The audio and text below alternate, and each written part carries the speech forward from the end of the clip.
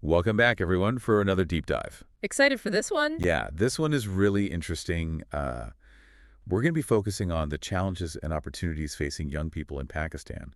And we're going to be getting into a fascinating podcast discussion. And it's interesting, too, because Pakistan has a huge youth population. Yeah, 64% of the country is under the age of 30, so understanding their experiences is so crucial. absolutely. Wow. And one of the things that I found really striking that Ali talked about was this idea of an education gap. Mm-hmm. And he had a friend who had earned an engineering degree, Right.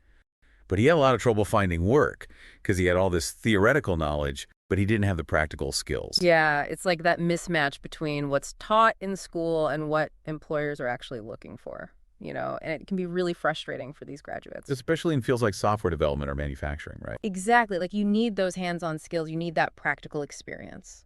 Definitely. And even when you have a degree, it doesn't necessarily guarantee you a job Yeah. in Pakistan right now.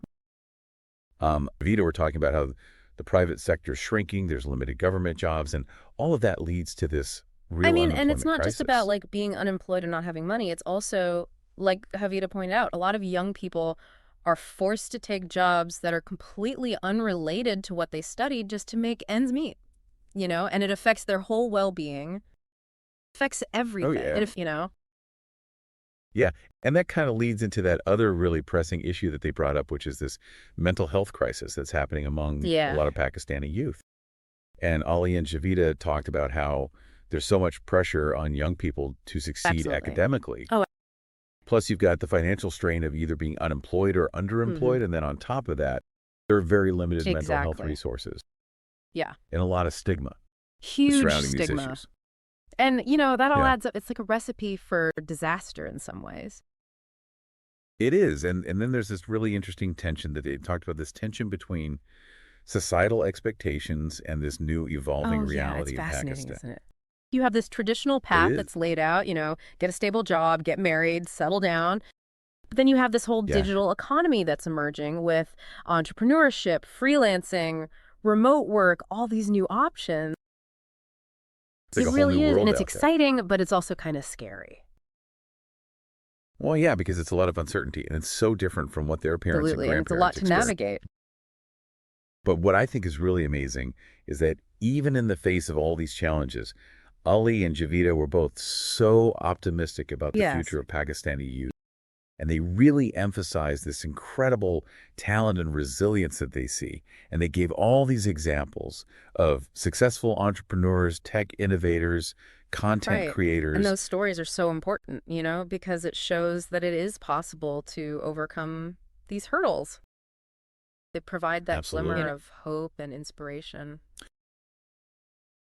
Yeah, and specifically, um, he offered some concrete steps that could be taken to kind of Like address what? some of these challenges. So he talked about education reform and focusing more on practical skills and career guidance Yeah, from a that makes very sense. young age. And then also increasing job creation, both from the government Oh, for side and the sure. I private mean, that's sector. got to be a huge part of it. Definitely. And then Javita, she added to that by talking about the importance of Oh, networking and yeah, that's so mentorship. key. Yeah, especially for young people who are maybe thinking about exploring those non-traditional career paths, like freelancing or All about having starting that their own support business. system, right? Right, and knowing that you're not alone in Absolutely. all of this. Absolutely. So, I mean, the big takeaway for me from all of this is that Pakistani youth are facing some very Yeah, serious challenges, absolutely. but there's also so much potential there. I think we need to recognize Yeah, both no, I sides of think that that's spot coin. on. And it really leaves me with this question, like, how can we collaborate globally? How can we share knowledge and resources to really empower these young people to Y- overcome these hurdles and create a brighter future, not just for themselves, but for Pakistan as a whole, for sure. It's a big question, but I think it's one that we all need to be thinking about. So, thank you everybody for joining us for this deep Mm, dive. I think it was a really insightful conversation and hopefully gave all of us a lot to think about.